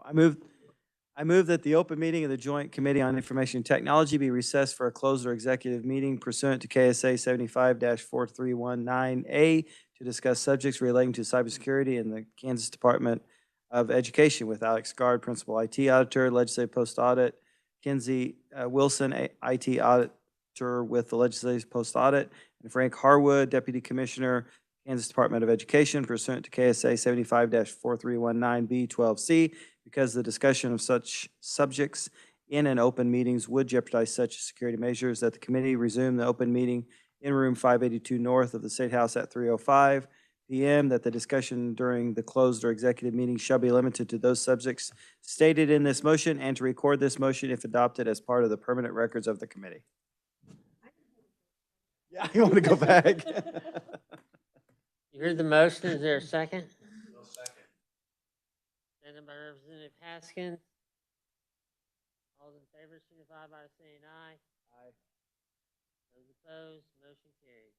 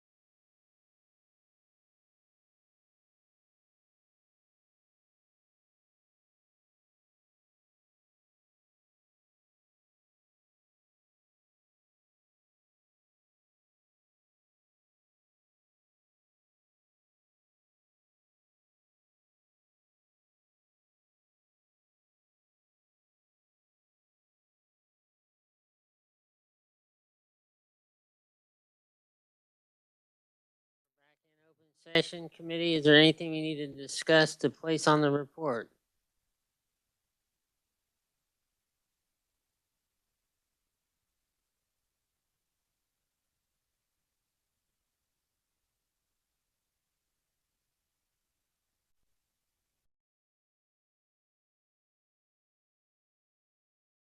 Senator Tyson. One more.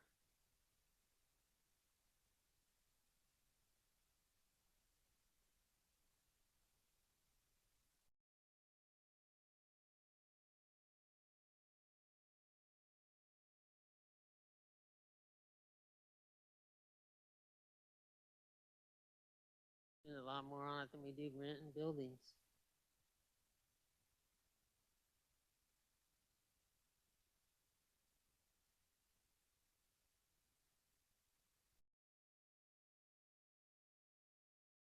November 21st is the next meeting. Representative Curtis.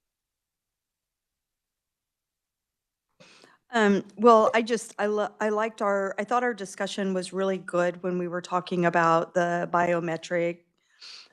So I'm not sure out of that, other than, I know we're looking at data storage and how long we do that, and I want us to continue that, but I didn't know if there was any other types of things that we want to explore, because we really had a pretty good, robust discussion about that, and I know there's some concern there, and maybe we just don't know enough yet. We're still kind of figuring out what that balance is, but I just thought I would bring that up since that was this morning a little bit ago, and I know that we had a pretty good discussion about it, so anyways.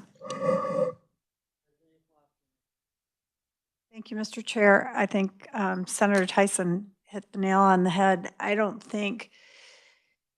think we've been neglectful on cybersecurity, and it's gone miles ahead of where we ever dreamed it would go.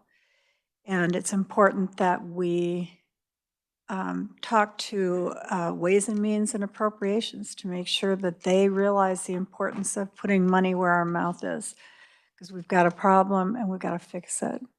And we've got to start making it a priority. And so I just wanted to put that out, and I agree with you. Thank you, Mr. Chair.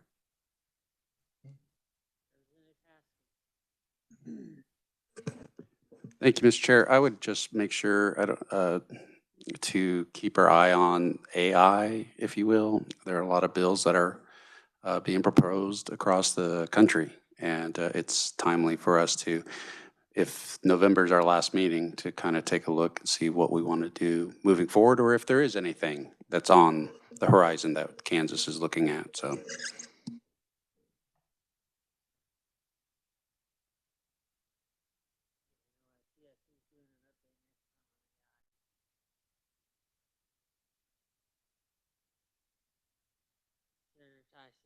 Thank you, Mr. Chairman. I'm glad he brought up AI. I was also thinking that, and Representative Wassinger also had mentioned we need to start putting some teeth in the legislation so that when they're not following the law, that there are consequences. We're not just writing these for something to do.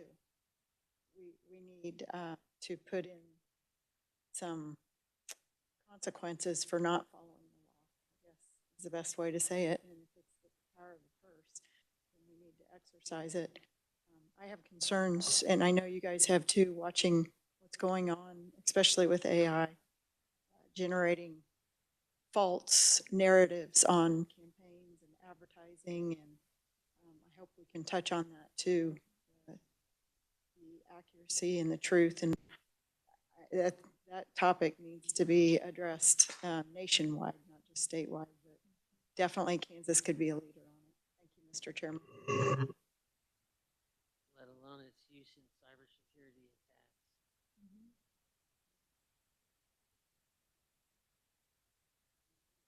Any further business come before the committee? We're adjourned.